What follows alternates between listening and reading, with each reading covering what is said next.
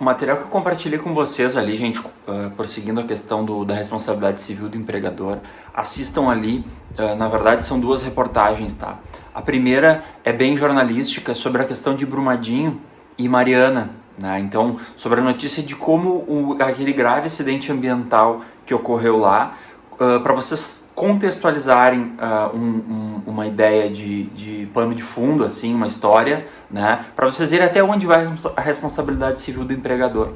Então, num primeiro momento, assistam ali a reportagem que eu compartilhei no canal com vocês, e num segundo momento, assistam a aula que foi veiculada pela TV Justiça, em que foi uma advogada e mestra em Direito do Trabalho, em Direitos Sociais, na verdade, e do Trabalho, né? Ela explica bem corretinho, certinho no vídeo, a respeito do trabalho dela sobre a extensão de responsabilidade do empregador. Para quê? Para que vocês compreendam ali, nesse sentido, até onde a gente vai discutir, né? Então vamos pensar assim, vamos falar em dano, nexo e culpa, e quais serão os limites da responsabilidade civil do empregador, e como o empregador vai ser inserido dentro desses três aspectos da responsabilidade civil, tá? Então fica uma situação de fato ali a ser abordada por vocês, tá? Didaticamente aqui eu trago para vocês, para a gente poder ver o quê? Um caso muito noticiado, um caso gravíssimo ocorrido no Brasil, né? Acho que um dos maiores, com certeza um dos maiores acidentes ambientais da história da humanidade.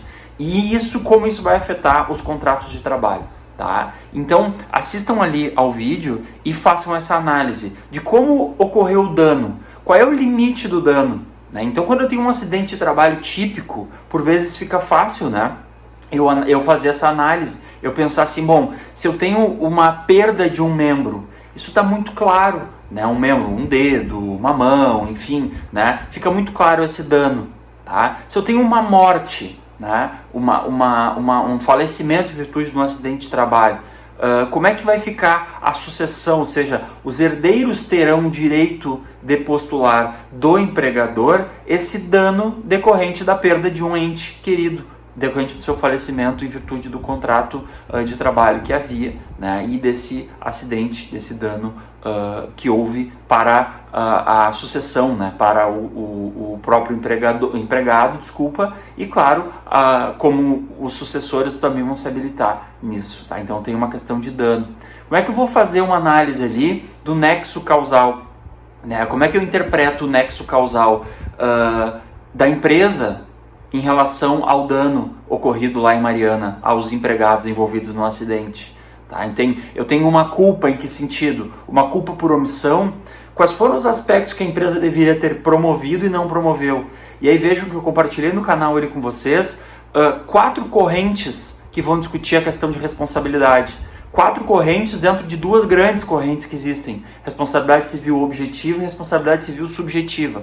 Ou seja, a responsabilidade civil do empregador, ela é obrigatório que nela exista culpa, e está lá no artigo 7º, inciso 26, desculpa, confiram ali depois, a gente não consegue decorar tanto inciso, né? Mas está lá no artigo 7º, eu compartilhei ali no canal para vocês, está lá na Constituição, culpa ou dolo. Então essa é uma discussão que se coloca, né? Será que eu aplicar uma responsabilidade civil subjetiva, que é a que está lá no artigo 927, parágrafo único do Código Civil, devido à atividade envolver risco, será que não é eu sobrepor o que está dito na Constituição Federal?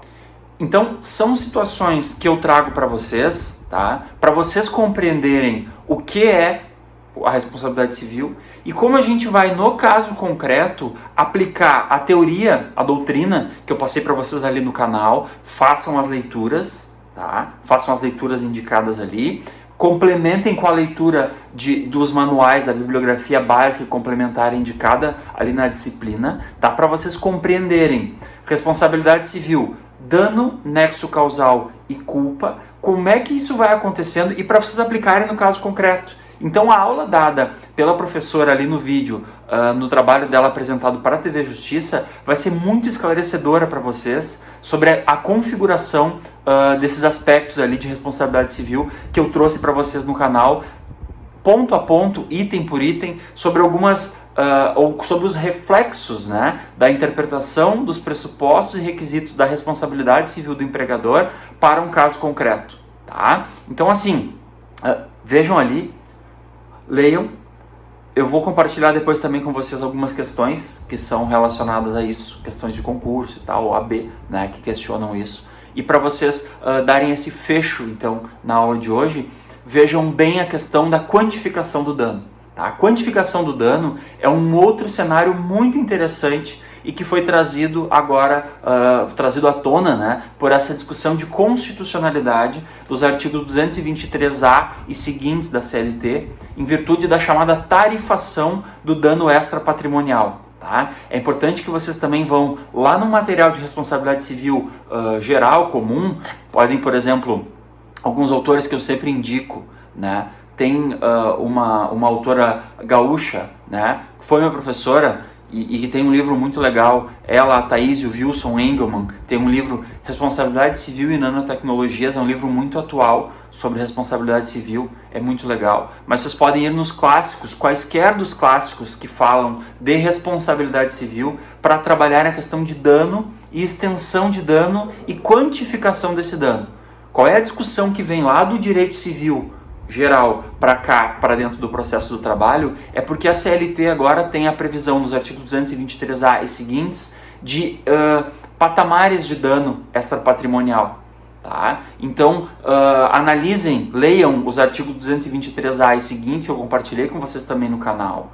Tá? E vejam ali, e com a matéria que eu também mandei, temos algumas ações diretas de inconstitucionalidade já tramitando no Supremo Tribunal Federal, discutindo o seguinte: será que o critério eleito pelo legislador ele é constitucional? Será que pode haver uma tarifação desse dano extrapatrimonial, ou seja, do dano moral, do dano existencial? Será que a lei é constitucional nesse sentido? Então é mais uma discussão que se coloca. Né? Por quê? Porque havia muita divergência a respeito da quantificação do dano. O que se usa para quantificar, por exemplo, uma perda decorrente de acidente do trabalho é uma tabela que chama tabela DPVAT, que a tabela DPVAT vai dizer assim, bom, quanto tem de perda de capacidade laboratícia, ou seja, perda de capacidade laboral se eu perco um dedo da mão esquerda, um dedo da mão direita. Parece meio cruel a gente quantificar isso em valores, né, em percentuais, mas é a forma como o direito vai trabalhar, como o direito vai conseguir tarifar, né, ou punir em virtude disso, tá? Então, assim, deem uma olhadinha não só nos aspectos de pressupostos gerais, mas também estudem ali o que eu coloquei para vocês no canal a respeito da quantificação do dano. Tá muito em voga agora, essa discussão tá muito incipiente, porque tá complicado mesmo eu pensar em uma tarifação e eu jogar isso para a realidade. Eu tenho no STF algumas pendências a respeito dessa tarifação, como se está chamando, do dano, tá? Então, deem uma olhada ali no canal do Telegram, estudem o material indicado, tá? Complementem o estudo de vocês com essa questão da responsabilidade civil geral, tá? E aí temos a questão de responsabilidade civil do empregador delineada para vocês, temos cumprido esse item ali do nosso plano de ensino, tá? Qualquer dúvida, mandem por e-mail, por favor. Tá? E aí seguimos conversando ali, eu sigo compartilhando com vocês materiais a respeito da responsabilidade civil do empregador. Tá? Até mais!